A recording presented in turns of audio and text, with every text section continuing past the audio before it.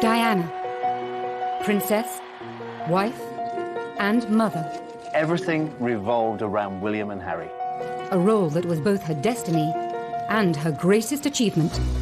Diana completely changed royal motherhood. Completely turned it on its head. But Diana was from a broken home. Diana was brought up in a very unhappy household. It was cold, it was miserable. And the odds were stacked against this shy nanny right from the start. Married into a family first shackled by tradition, with a husband ill-prepared for fatherhood. Charles was basically brought up by nannies. A princess who was never afraid to break royal protocol. She was setting the standards for her children. Desperately trying to provide a normal childhood to two extraordinary boys. Diana always wanted them to have a normal as upbringing as possible. As her marriage unraveled on the world stage, she fought to protect her children from the press. I hope you can find it in your hearts to understand and to give me the time and space that has been lacking in recent years. How did Diana create a revolution in royal motherhood? We examine the secrets behind her unique parenting style and ask how her sons have learned to live with the tragedy of her loss.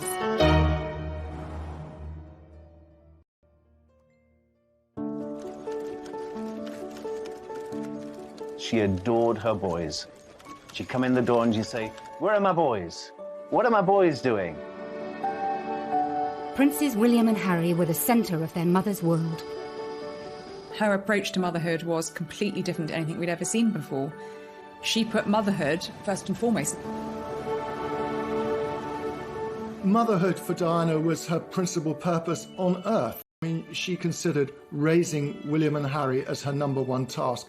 Being the Princess of Wales was a secondary option. Today, her boys have followed in their mother's footsteps, becoming devoted, hands-on parents. Diana was an Earth mother, really. And from the start, she was determined to keep them as close as she possibly could to her. And she wanted to show that they were loved. I mean, she said, "I'm going to shower them with love and cuddles and hugs," because I didn't get that when I was a child. But the devotion that Diana displayed to William and Harry was in stark contrast to her own childhood. Diana felt, age 6, that she was unloved and unwanted. And those are feelings that she took into her adult life, and feelings that I think never left her. Diana was from a very aristocratic family, the Spencers, but her parents hearing her mother crunching across the gravel outside their home, getting into her car and driving out of her life. She was profoundly affected by that memory. She wanted to ensure that she and Charles gave William and Harry the kind of upbringing that she felt she was deprived of by not having a mother around for such a large chunk of her life. She herself had not felt loved in the very peculiar circumstances in which she was brought up, with Rain Spencer, the new wife of Earl Spencer, whom she described as acid rain, and a whole lot of nannies who were very unsympathetic. Diana's late teenage years followed the path of many girls of her social status and background. Diana was a quintessential Sloane Ranger, the kind of girls who wore flat shoes and long skirts. They came from a certain class and had a certain style, and she was a perfect example of that. It was no surprise that one of Diana's first jobs was working as a nanny for an American family in London. I think girls like Diana are programmed to become mothers. She went to a boarding school that was not particularly academic. Girls were not expected to have great careers. I don't think she was at the forefront of the feminist movement. By 1980, she had her first full-time job as a nursery teacher's assistant in Pimlico. I wanted to teach children, and they said, "Why not come along?" So I first started off doing afternoons, and then I took over the mornings and did whole days. Can I ask you, was your own childhood particularly difficult? Oh, yes. Did that prompt you into wanting to do it? I just love children. She was always happy and outgoing, showed a great sense of humour, and was very relaxed with the children. From the minute she walked in, you could tell that she had a really genuine love for young children, particularly the very small ones. And anyone who arrives with a baby, you could guarantee that she would be there to feel the baby. Then, that summer, she attended a polo match and caught the eye of a future king of England. When Charles first met Diana, she had seemed to be absolutely perfect. She seemed to love the countryside. She was a funny, easy, carefree girl who seemed to love Charles, love everything that he loved, and just be simple, uncomplicated. Their romance blossomed over sailing weekends at Cowes and a visit to Balmoral.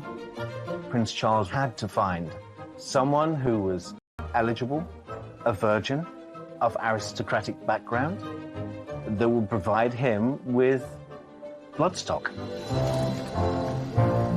On the 24th of February, 1981, the couple announced their engagement to the world's press. Yesterday you were a nanny looking after children. Will in all likelihood be queen. It's a tremendous change for someone, if I may say, of 19 to make all of a sudden, the transition. It is, but I've had a small run out to it all in the last 6 months. And next to Prince Charles and I can't go wrong. He's there with me. You miss looking after the children? Yes. Well, I certainly miss you, I do. Hope so. And I'm amazed that she's been brave enough to take me on. And I suppose in love. Of course. Whatever in love means. On the 29th of July, 1981, Charles and Diana married. The most iconic wedding of the 20th century. Prince Charles and his bride, the new Princess of Wales, acknowledged the roars of delight from the huge crowds from the balcony of Buckingham Palace. When I asked Diana about the wedding, she told me that she felt that she was a sacrificial virgin lamb, sacrificed on the altar of monarchy. Her prince in shining armour did arrive and carry her off, but not to a fairy tale. Really, she became a broodmare. Just over 3 months later, Diana was officially pregnant. The princess was, for once, rather coy with the photographers. Your Royal Highnesses are to be blessed with a child. As soon as Diana became pregnant, she really did come into her own because she always wanted to be a mother. And as soon as her baby arrived, that was it. She was setting the standards for her children. The arrival of Diana's first child would breach royal protocol for direct heirs to the throne.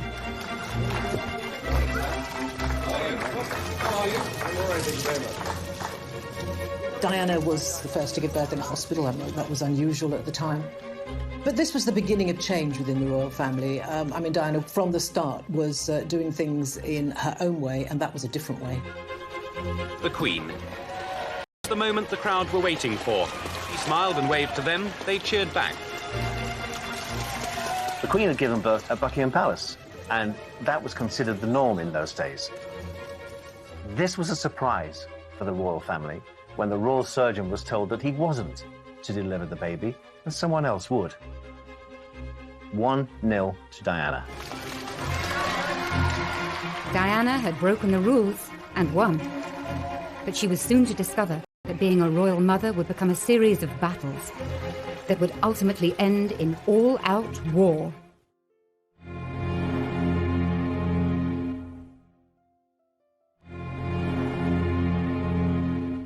On the night of the 21st of June, 1982, Buckingham Palace announced that Princess Diana had given birth to a boy.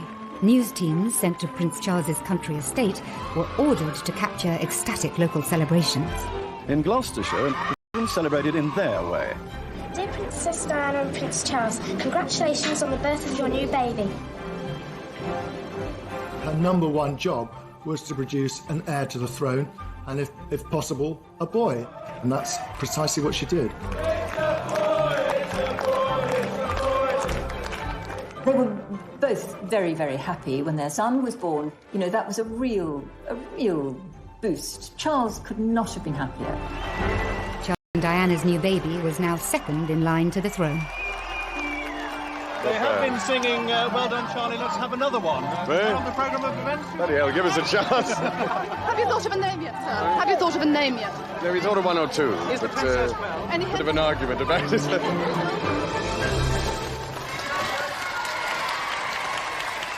Charles's choice for names for William were Arthur or Albert or something quite old-fashioned.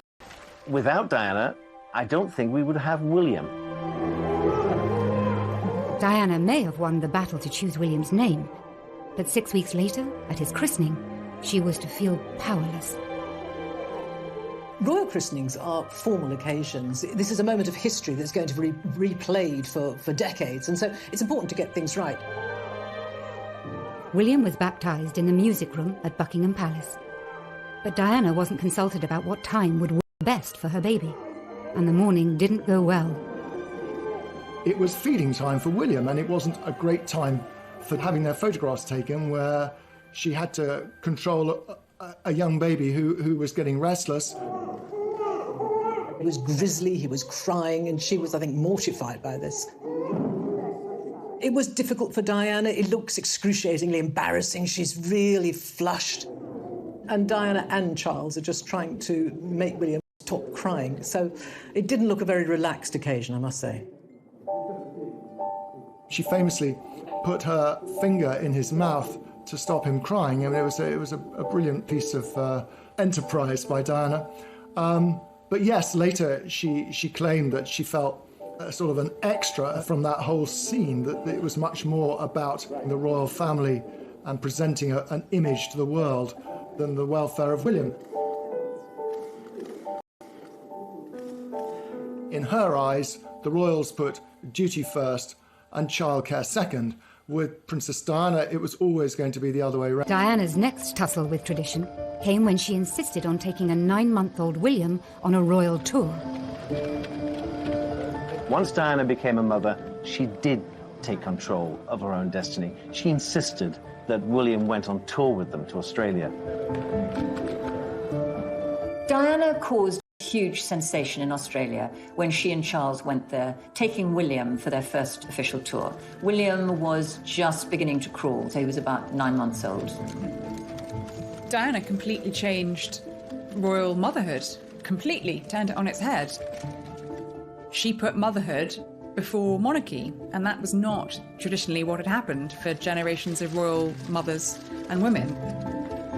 Ladies and gentlemen, this evening I couldn't possibly stand here and speak without mentioning our small son, William. I hope that his presence here has helped to provide that family feeling, which I know my wife and I feel is so important. For Charles, Diana's hands-on approach to mothering was worlds apart from his own upbringing. Charles really didn't have an ideal role model as a family, because his mother, though I'm sure the Queen loved him very much, was away working for so much of his young life. I think he was only 4 when his parents went off on a 6-month tour of the Commonwealth, and he was left with the grandparents and with the nannies. From Lime Street to Euston, where the Queen with Princess Margaret and Prince Charles were waiting. Charles came to greet his mother after her return from a long tour abroad.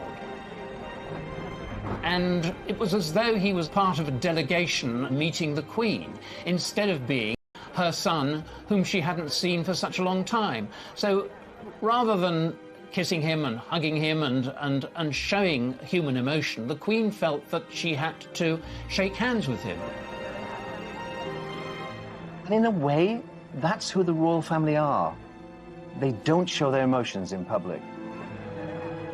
Both the Queen and the Queen Mother came from a very different world. In a world where children were pushed away into the royal nursery and brought up by someone else, and they were just brought out at certain times. Prince Charles and Princess Anne famously had a life up in the royal nursery, so very rarely did the Queen see them. They'd be brought down at tea time. A tartan rug will be spread on the floor with a few toys, and children are placed very nicely so that Granny can have 5 minutes with them. Diana broke the royal mould in the sense that she dispensed, to some extent, with the whole nanny state. She tucked them up.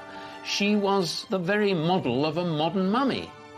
Prince of Wales decided to provoke some action, first with a handkerchief and assorted noises.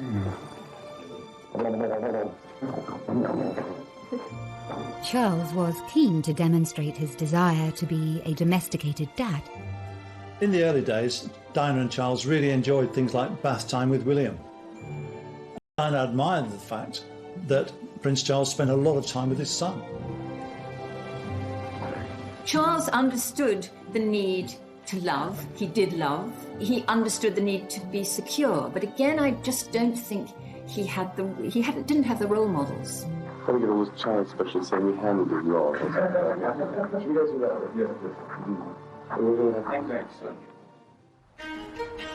Less than 2 years later, the couple were delighted to announce there would be another addition to their happy young royal family.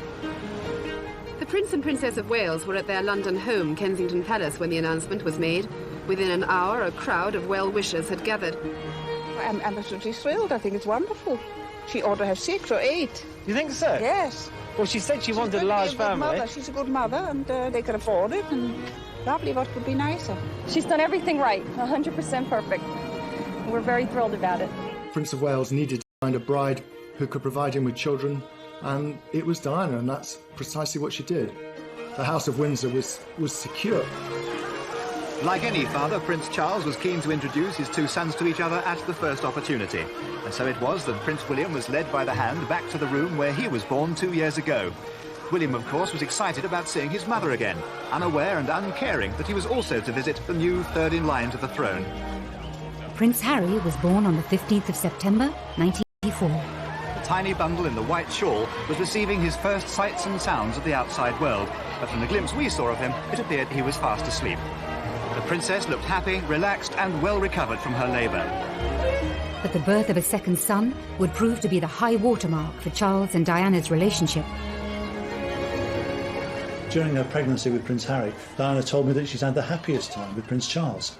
But the shutters went down after the birth of Prince Harry. Prince Charles said, "Oh, it's a boy." He wanted a girl, and he had red hair, so he was a Spencer. She said that something in her snapped after Harry's birth. Diana was a very, very complex character, and I think she was a very damaged character. And in common with many people who have the sort of damage that she has, they can present a very, very normal and front door. Things can be very different. She was an absolute superstar. But what Charles saw and the people who lived in their household saw was something very different. Over the next few years, Diana's deteriorating mental health would coincide with Charles's new affair, with his first love, Camilla Parker Bowles. We were an unhappy organization. We were keeping a lot of secrets. We were conscious that at the heart of what we were doing was this deceit. And that had a corrosive effect on relations. It had a pretty corrosive effect on the way we delivered the royal engagements that we did. They were all pretty good, but I used to think how much better they could be if the effort we were putting into concealing the truth were actually put into the day-to-day royal business. William and Harry were kept away from the underlying issues within the royal household.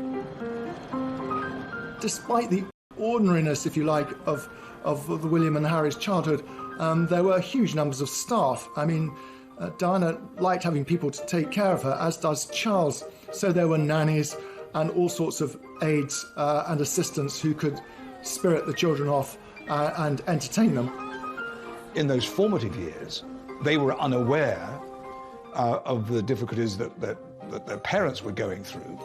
And I suppose in that sense, they were quite privileged because there were people like me, the team that I had, the other members of the household staff, that were able to be part of this entertaining group that gave them laughter, certainly. Diana always encouraged her children to call all her staff by their first name. She saw everybody within the household as an integral part of that family. And thus enabled William and Harry not to be distanced from them, not to be sort of completely isolated. They had the completely free roam of the palace.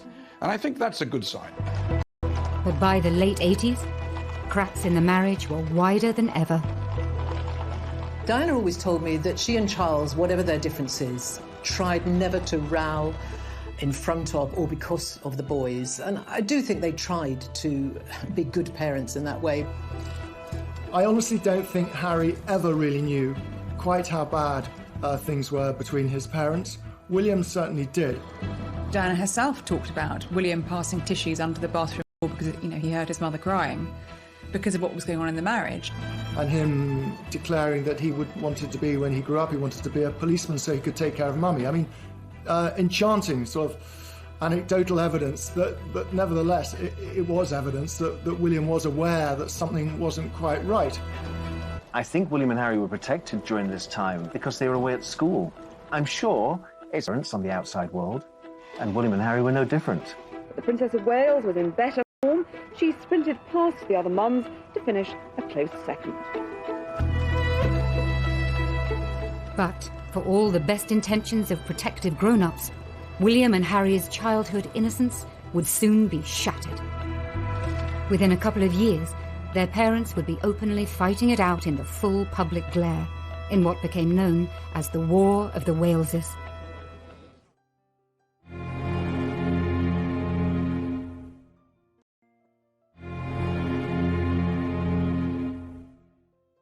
Ladies and gentlemen, His Excellency the President and First Lady. In 1992, Charles and Diana toured India and Korea. It proved to be a PR disaster. Diana appeared to be reveling in revealing the cracks in her marriage, with missed kisses, isolated photo calls, and moments of misery. In the UK, a series of newspaper stories had created a tabloid feeding frenzy. The scene is now set for a major circulation war between the tabloid newspapers, at the very centre once again, the private lives of the Prince and Princess of Wales.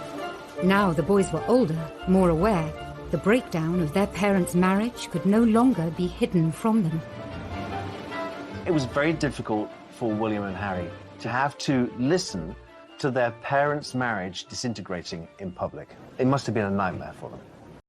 The Queen was forced to step in, and by the end of the year, the boys' parents decided to formally split.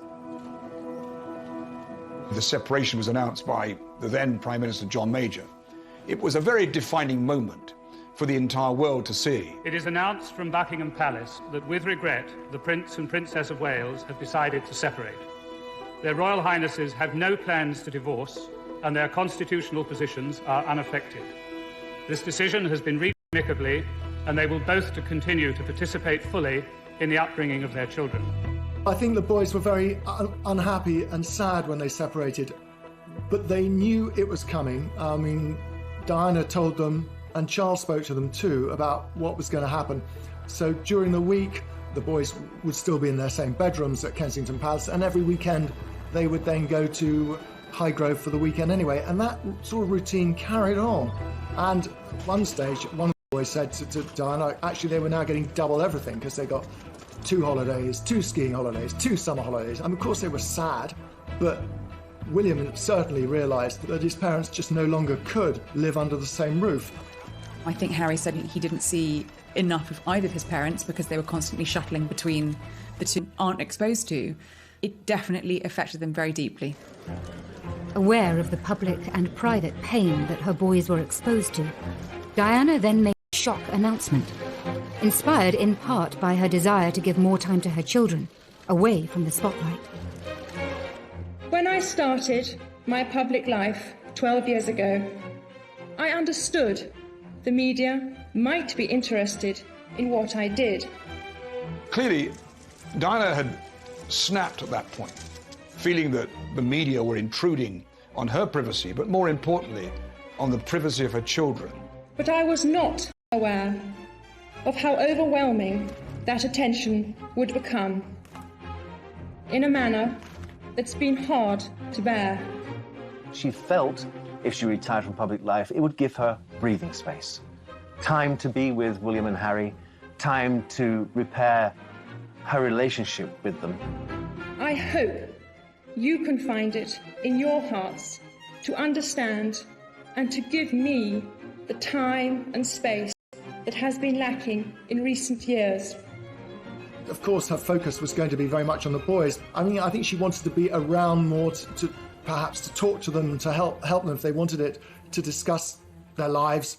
My first priority will continue to be our children, William and Harry, who deserve as much love and care and attention as I am able to give, as well as an appreciation of the condition into which they were born. A month after her separation from their father, Diana treated William and Harry to a surprise holiday on a remote Caribbean island. We arrived on the island of Nevis, free of the press for 2 days. She was there with 2 friends of hers that had their children. She'd sort of, picked up 2 roaming children within the hotel and said, come and play with my sons. They were the same age group. She became the Pied Piper of Nevis for a while, just gathering in these people for this small plantation inn. I've always said that this holiday with Diana's friends was probably one of the best holidays that she'd actually had. This is a rare glimpse of the real Diana, seen here with 8-year-old Harry, now removed from the restraints of royal protocol and hidden from the gaze of the press. Diana is free to be the fun-loving, hands-on mum. This was a new chapter for Diana as a mother. She and Charles were now modern co-parents, sharing the duty of raising their sons. They got very used very quickly to devoted to their father as they were to their mother. I mean, Charles gave them wonderful holidays. They loved being with the rest of the royal family and doing all those things they did. Now that she was on her own, Diana sometimes treated William and Harry more like confidants than sons. She treated them as equals. And in many ways, they were adults before they should have been. Because of the trauma they've been through in their lifetime, they grew up very quickly.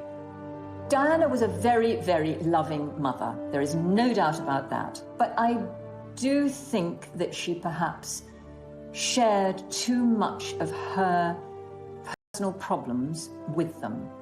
They were children, and I think it's very difficult for a child to see a parent's raw emotions. William once very shrewdly observed about being with Diana that there's always a crisis with Mummy and things are much calmer with Papa. Yet there was one area of her life that Diana was determined to keep private from her sons. I think Diana would have trodden very carefully when she was introducing new men into the boys' lives. I think that was always uppermost in her mind. And I think many of her relationships were secret.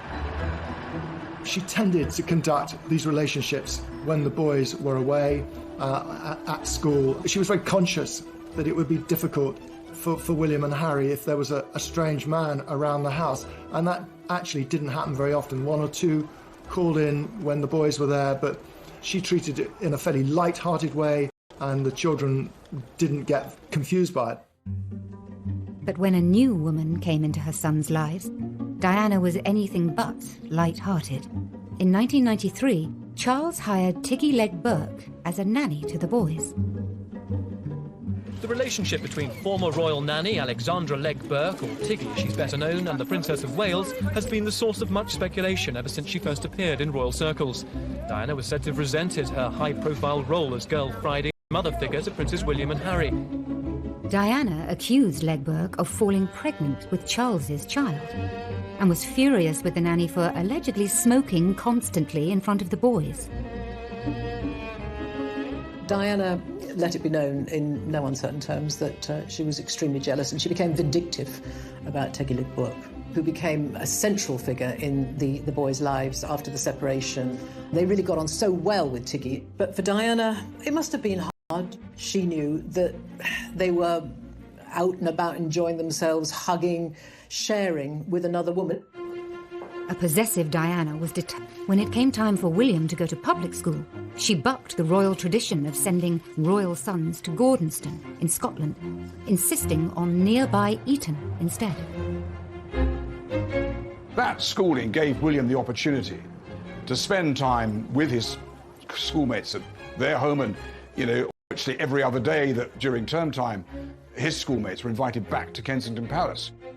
Eton is the perfect choice of school for a royal child, really, because the Queen at Windsor Castle is just across the river, and William and Harry did both go and visit the Queen and their grandfather and have tea with them, or they knew people. They were comfortable there. It was the right choice, I think. But just as life seemed to be settling for the boys, a new round of public warfare broke out between their parents.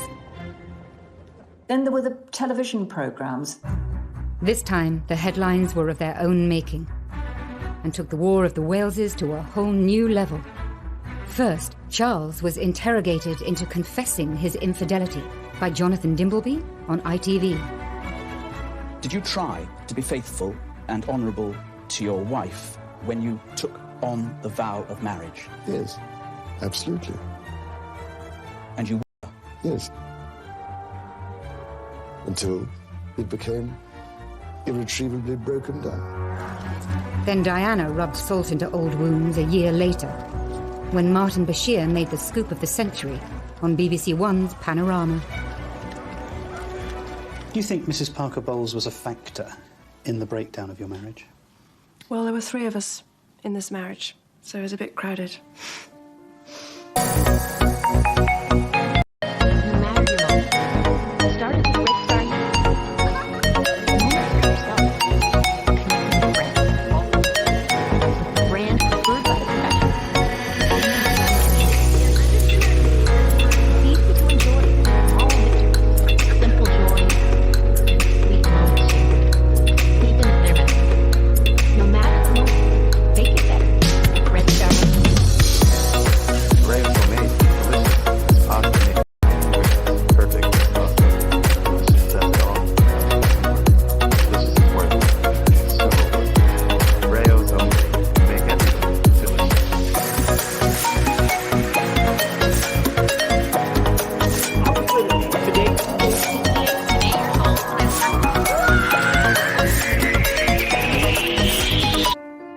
It's hard to imagine what it must have been like to walk down the streets of Eton or Windsor and see the newspaper headlines about Diana, about Charles, because unfortunately Charles and Diana did wage their war, but it wasn't possible, and it was very hurtful for them. All of that, they would have been teased about it. The embarrassment for them, I think just, it's beyond belief. Her primary concern throughout all the War of the Waleses was for her children and what they would think. She said, I worry how other boys will treat them. Because sometimes children can be cruel. Even aristocratic children going to boarding school can be quite barbed. Charles and Diana finally divorced on the 28th of August, 1996. Life for all the Waleses had at last reached a new normal, and Diana was free to become the woman and the mother that she could never be before. I think she began to put her life together again. She became much more confident. Her self-esteem went up. She then felt, OK, I'm my own woman. I'm going to get on with it. I'm going to do things my way. And if I'm not representing the royal family, I'm going to represent the very best of me. And I know what I'm good at. I'm good at giving tender, loving care. But just 1 year later, almost to the day of the divorce papers coming through, William and Harry's lives would once more be thrown into turmoil and total tragedy.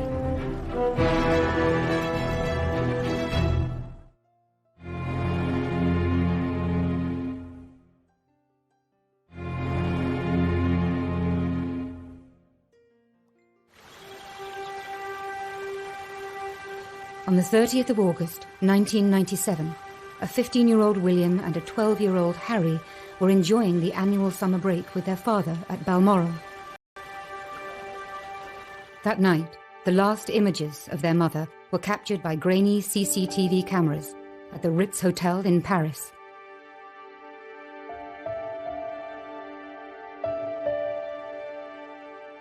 Imagine what it's like being a fairly young boy and your mother dies very, very suddenly, very, very dramatically. You are in one part of the world, up in Scotland. I think both of them felt it was really strange that literally millions and millions and millions of people around the world were commentating and expressing their view on what they should be feeling and how they should be reacting to that. I don't think this public spectacle of 2 hugely damaged, hurting young boys walking behind their mother's coffin, I don't think it helped anyone. I cannot think that she wanted her boys to go through different boys. One inspired by duty, who knew it was his duty to walk behind his mother's coffin, and the other, not. Harry never wanted to walk behind his mother's coffin. Not until the very last minute did he feel that pang of guilt that he should, and support his brother. And that's why he was there, to walk with his brother. There are parallels, obviously, between the way Diana decided that the media attention, the way of life was too much for her, and the way Harry and Meghan have chosen to quit as senior members of the royal family, even more dramatic. And I think that Harry is replicating his mother's footsteps there and saying that it isn't the way of life for me. I think Meghan is the one who has possibly taken an objective view and given Harry a way out that he was looking for before Meghan, but hadn't conceived possible. Now, both princes have children of their own. As parents, they seem to be very aware of the psychology behind their upbringing. Prince Harry can't get let go of Archie. He seems to be besotted. It's ironic, isn't it, that Princess Diana, who had a troubled childhood, and Prince Charles, who's complained of distant parenting, have brought up two kids, William and Harry, who are both triumphs of parenting.